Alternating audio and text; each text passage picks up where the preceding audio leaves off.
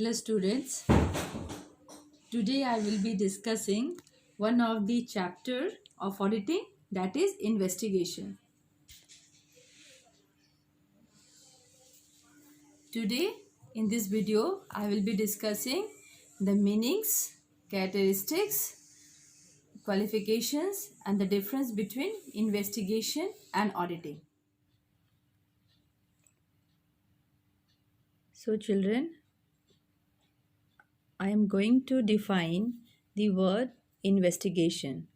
On this slide, you can see I have given three definitions of the different famous scholars.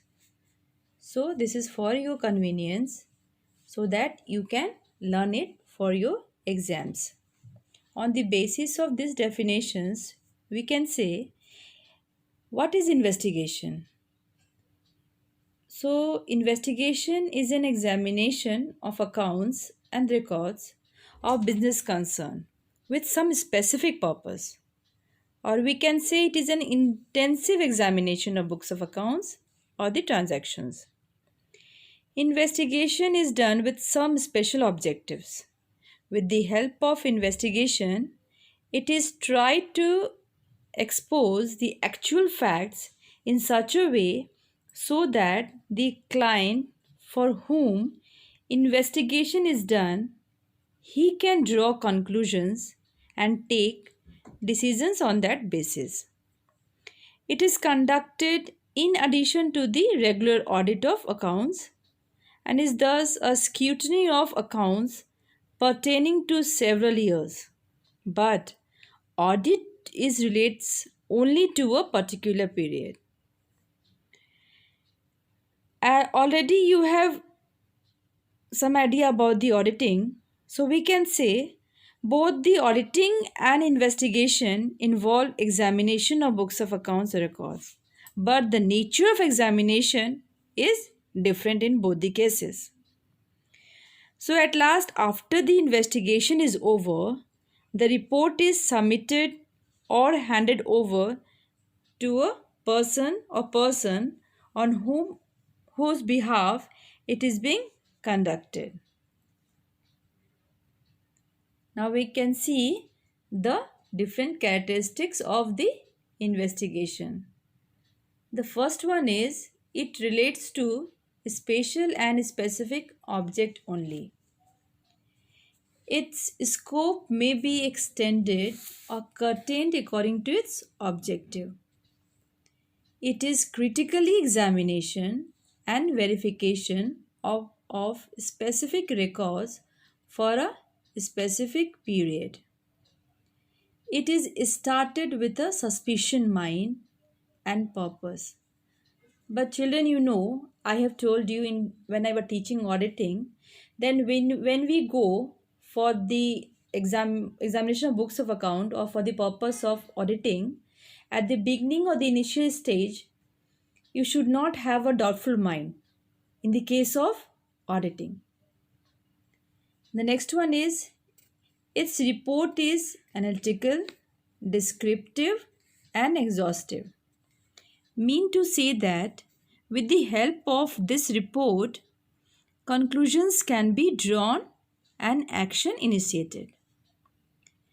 Next, it may involve personal examinations of directors, auditors, and other affairs of the company so that he can ascertain the real facts behind the situation under investigation.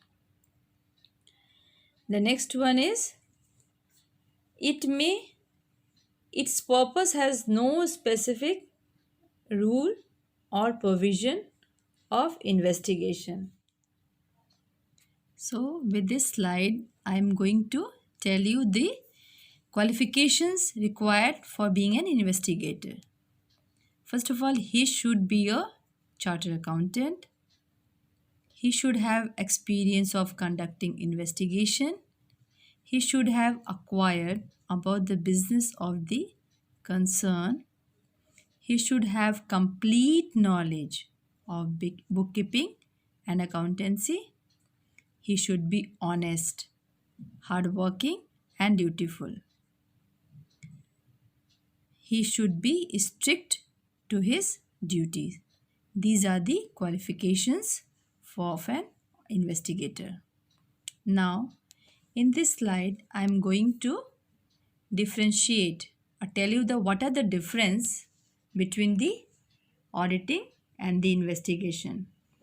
As both auditing and investigation involves examination of books and the records, but the nature of examination is different in both the cases. So in first case, on the basis of objectives, we can say the object of an audit is to ascertain the truthfulness and fairness of the state of affairs and result of operations, which can be revealed by balance sheet, profit and loss account. On the other hand, in investigation, it aims at establishing a fact or is carried out for some special or some particular purpose. Next one, on the basis of scope. The scope of auditing is very wide. In statutory audit, the scope of audit is determined by the relevant law, and in private audit by the letter of appointment. But in investigation, the scope of it is limited as regard the activity or the area it is going to cover. Next, on the basis of nature of examination. The auditor draw his conclusions on the basis of test checking of accounts and records. Whereas in investigation, it is the detailed examination, or we can say it is the both intensive and exhaustive examination of books of accounts. Next, on the basis of period under examination. Period under examination, an auditing covers a period of, it may be say quarterly, half yearly or annually. But in investigation, it may cover several years, or the period of investigation is not fixed because it is totally dependent upon the situation. Next, on the basis of compulsory. Auditing, we all know, is very compulsory for all or any limited company under the provision of the Companies Act 1956. But investigation is not compulsory under the Companies Act 1956. It is voluntary depending upon the necessity. Now we can differentiate it on the basis of parties. Parties, auditing is conducted by the owner of the business. But a special audit of any limited company can also be conducted by central government. On the other hand, in case of investigation, it may be conducted either by the owner of the business or by outsiders. Next, on the basis of appointment. In auditing, an auditor is appointed by the shareholders in the annual general meeting. He may also be appointed by the proprietors of the business concern in case other than the limited company. On the other hand, in the case of investigation, an investigator can be appointed by the directors or by the third party. Now, on the basis of completeness, audit can be partial, but investigation is always complete. It cannot be partial, never. And on the basis of format of the report, the auditor of the company has to prepare his report on the accounts in the manner laid down in section 227 of the Companies Act 1956. But there is no such specific or prescribed form for the investigation report. So these are the differences of between the auditing and the investigation.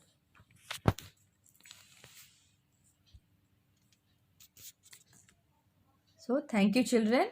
Feel free to ask me if you have got any doubt. I am always there to help you.